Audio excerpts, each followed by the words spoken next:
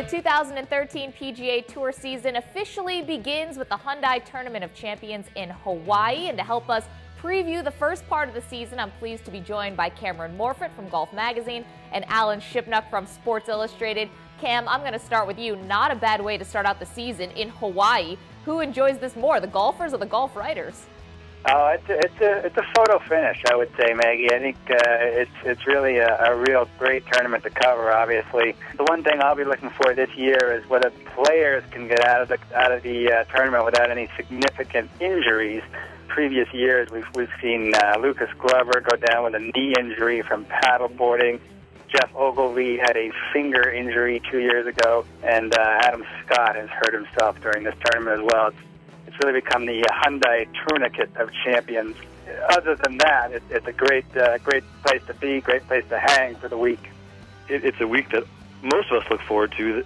The really interesting thing about the tournament is the top players all can't be bothered to show up. You know, whether it's Tiger or Phil or Rory, you have to wonder how sustainable the tournament model is when the players we care about the most don't want to hang out in paradise, get free money and free world ranking points. But it's still a great start to the year to have it play out in prime time for much of the country.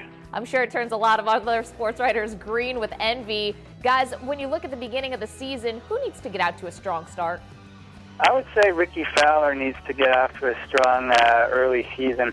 He won finally this year, and that was great, and then he beat none other than Rory McIlroy in a playoff, or one of the people he beat in a playoff at the Wells Fargo. But he didn't make the Ryder Cup team, and I felt like that was kind of a buzzkill for Fowler and his fans.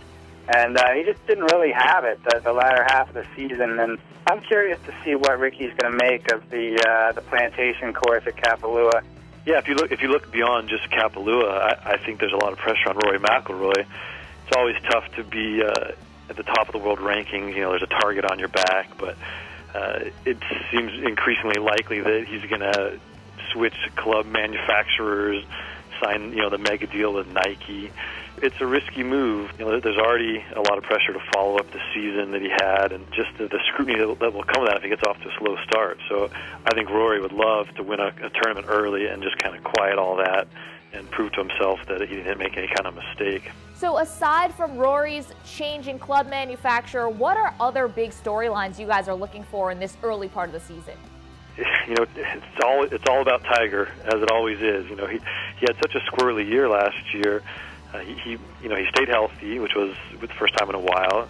He won some pretty important tournaments, which was great. But his play at the majors was so baffling. I mean, there's some issues there with mental scar tissue. So how Tiger starts the year and the build up to the Masters and how he plays at Augusta is really going to be a huge subplot to the season.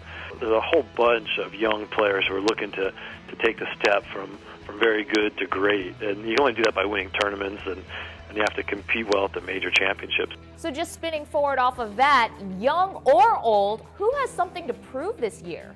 Well, I think one of the guys, if you talk about older guys who have something to prove, I think you could actually look at Ernie Els. I mean, yeah, he won the Open, he won a major for the first time in a long time.